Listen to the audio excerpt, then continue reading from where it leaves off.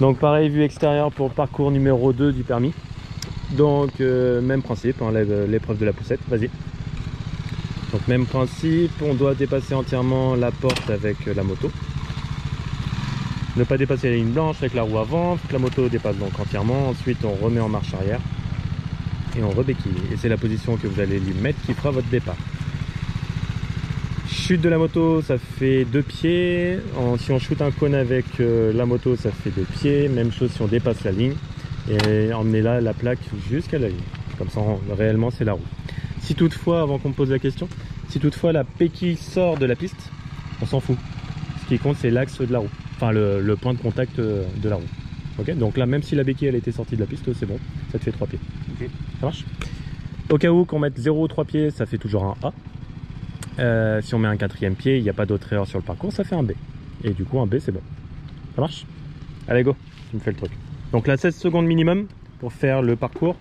Donc le chrono s'enclenche quand la roue arrière franchit les 2 premiers cônes et s'arrête quand la roue arrière franchit les 2 derniers cônes après les piquets.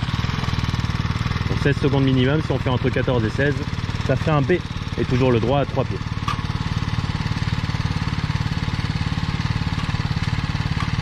Si elle a du mal, relâche un petit peu l'embrayage. Des fois ça peut arriver, ça bug.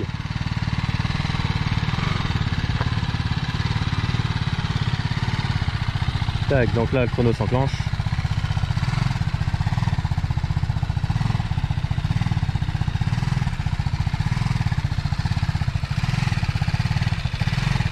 Bon pareil, hein, ne pas hésiter à prendre assez large pour se trouver le plus droit possible au niveau des piquets.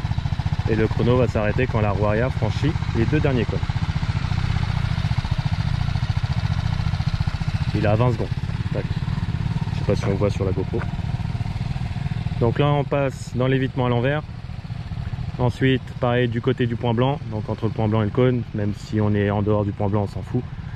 C'est juste pour vraiment ne pas contourner le cône. On s'arrête la roue avant entre la ligne blanche et le cône bleu. Une fois que la roue avant elle est dans cette espace, on met autant de pieds qu'on veut. On met bien le pied du côté où on part et on a le droit d'accompagner jusqu'au dernier cône plutôt que de rouler sur la ligne blanche. Il a le droit de faire demi-tour entre les 2 premiers cônes du slalom. Donc là s'il veut, là lui il préfère enchaîner, mais il aurait pu faire demi-tour un petit peu plus long.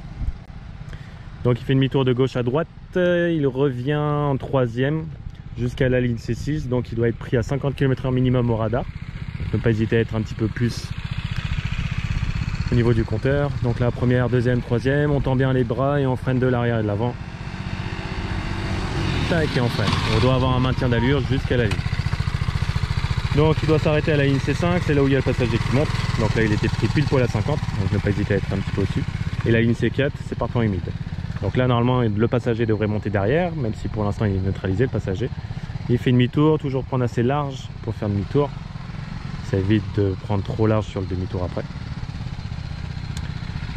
Et il s'arrête entre les piquets et les cônes et c'est là où le passager devrait descendre. Donc la première, deuxième, troisième avant le premier cône du slalom. Prise de mesure à 40 km/h à la 3e ligne, donc au 3e cône. Enfin au 3e cône à la ligne là-bas, à la ligne C7. Voilà, tac, donc 40 piles. Parce qu'il est rentré un peu fort et du coup il a coupé les gaz. Vaut mieux faire l'inverse, vaut mieux rentrer un petit peu moins vite, maintenir une allure et sortir un petit peu plus vite en fait. Et là l'évitement, même principe, on se place assez large. Une fois qu'on arrive quasiment dedans, on coupe les gaz, on pousse et on cherche pas à revenir. On a le temps de revenir. Voilà. Et on s'arrête entre les cônes bleus. Et là il était à 48 pour 45 minimum. C'est la seule épreuve où on a le droit à une marge de 5 km/h.